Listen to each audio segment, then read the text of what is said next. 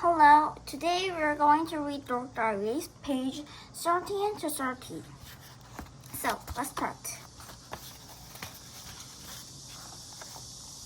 Tuesday, September 3. It was past midnight and I am about to freak out because I still don't have my homework done.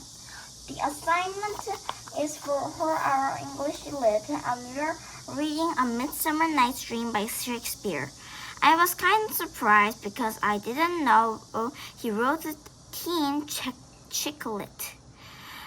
It's about a mischievous vermin, Puck, who tries to break up with a really cute culp lost in enchanted forest.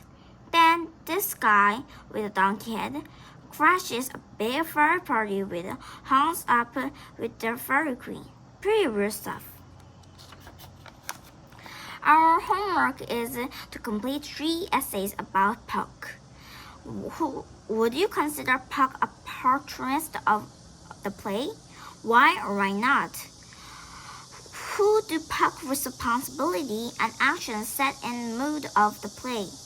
Use your imaginations and provide either a detailed physical description or a drawing of Puck.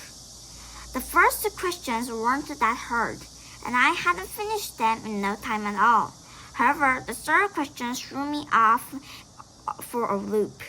I didn't have the slightest idea what Puck looked like, but I tried to imagine him with a cute little pointy ears and as hot as Nick Jonas, Corey View, Justin Timberlake.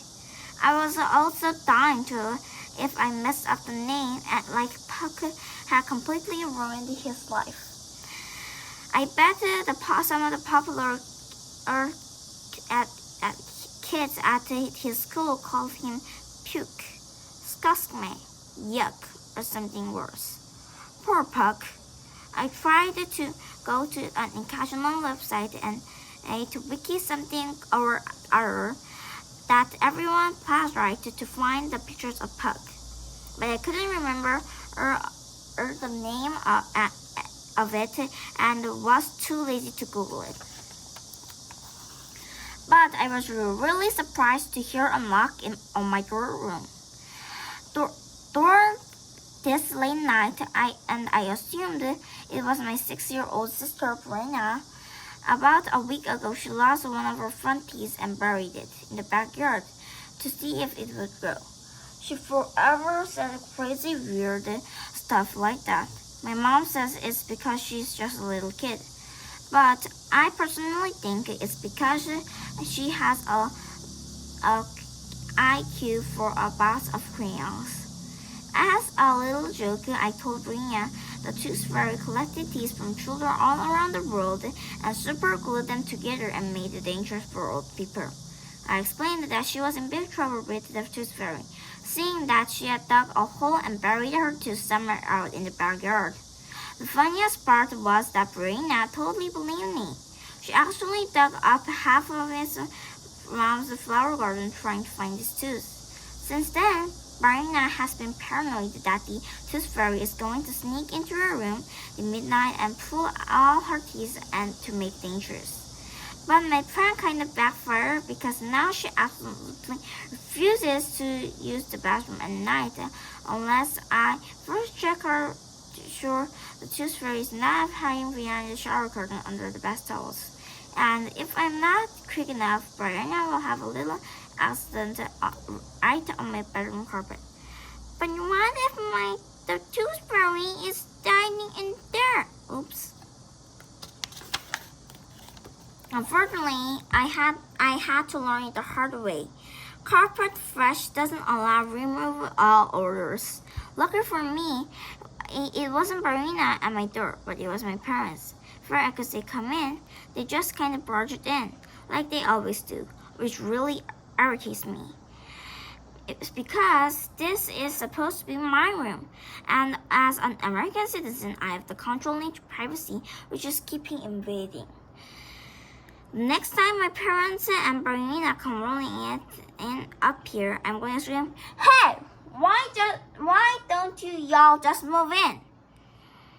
Anyway, my parents said that they were surprised to see that I was still up doing homework and they wanted to know how things were going at school.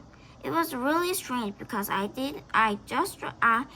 I was about to answer, the totally meltdown on the spot, and I burst into tears. Parents were shocked and stared at me for each another. Finally, Mom hugged me and said, "My poor little boo-boo," which only made me feel worse. Not fitting in school was bad enough, but now I had to suffer the additional humiliation of being only 14-year-old calling a little boo-boo. Suddenly, my dad's face lit up. "Hey, I've got an idea. We know you've been a lot of stress lately with our move in your school. I bet if we post a hostile of affirmations all around the house, it will help you adjust, you think?" I was like, "Okay, Dad, this is what I think. It's all a stupid idea. Like sticking notes and crying saying that solve problems is a totally loser at school. You want to know what else I think? The article about reaming of emission chemicals killing off base cells is probably true." But I just said it inside my head, so no one heard it but me. My parents kept staring at me and started to creep me out. Finally, after I said forever, my mom smiled and said, "Honey, just remember, we love you, and if you see us, we're right down here." The hall. They walked back at their bedroom for several minutes. I could hear their muffled voices. I guessed that they wanted to probably discussing whether or not I should be committed to a mental hospital right then or first thing in the morning. Since I was too late, I decided to finish my homework during the study hall. I wonder if you still have your hand in homework when you're locked up with high school ward. Wednesday, September 4. My new issue of That's So Hot magazine says a secret for 4 F's: friends, fun, fashion, and flirting. But unfortunately, the closest thing I have is friends, fun, fashion, and flirting is having a locker right next to Mackenzie Hostel. This is the popular girl in 8th grade. Lucky me! I had just finished fighting my way through and crowded the halls scattered to my locker and had almost been trapped alive. They suddenly, as if magic, a huge mob of students parted right down the stairs, just like the Red Sea. Then I saw Mackenzie strolling down the hallway like it was running off Paris fashion show or something.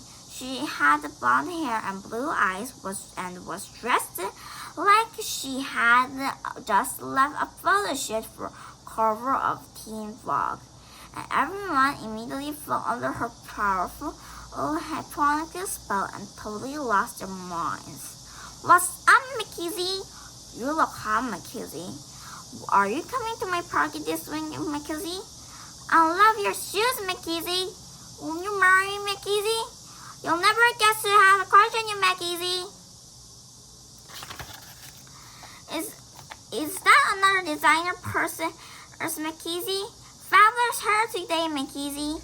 I plucked out my eye with a pencil and eat it with a spam and mustard sandwich if you sit with me at lunch today, Mackenzie. Which also proves my theory there always is long. At least one serious mentally ill wielder in every middle school across America. It was Mackenzie. When she walked up to a locker next to mine, I knew, and there I was having a very bad school year. Being so close to a radiant of her awesome, yet sticky perfection just made me feel like a humongous loser. And it didn't help if she was hogging my personal space. Hey, it didn't mean I was jealous or anything. I mean, how totally juvenile would that be? In classes with Mackenzie and her friends are for hours, standing right in my locker, GGG. That means gleaning, gossiping, and glossing. And whenever I get a nerve to say, "Excuse me, but I really need to get my locker," she just ignores me and rolls her eyes and says stuff like, "Annoying much?" or "What's her problem?" And I'm like, "Hey girlfriend, I don't have no stinking problem." But I just say that inside my head, so no one really hears it to expect me. However, deep down I'm troubled and awesome that a tiny part of me, a very dark primitive side, would totally love to be best friends with Mackenzie. And I find that part of myself is so disgusting, I would vomit. But on a much happier note, I'm really into lip gloss too. My favorite one is constantly strawberry fresh glitteria. It's yummy and tastes like strawberry cheesecake. Unfortunately, no super hunker has developed a huge crush on me and fallen in love with a fabulously glossy lips like all of those crazy colossus television commercials. But hey, it could happen. In the meantime, I've decided to enjoy my single status. Oh, I forgot. Dad is to pick me up after school to my dentist appointment. Please don't let him pick up from his work van with a 5-foot long plastic roach on the top.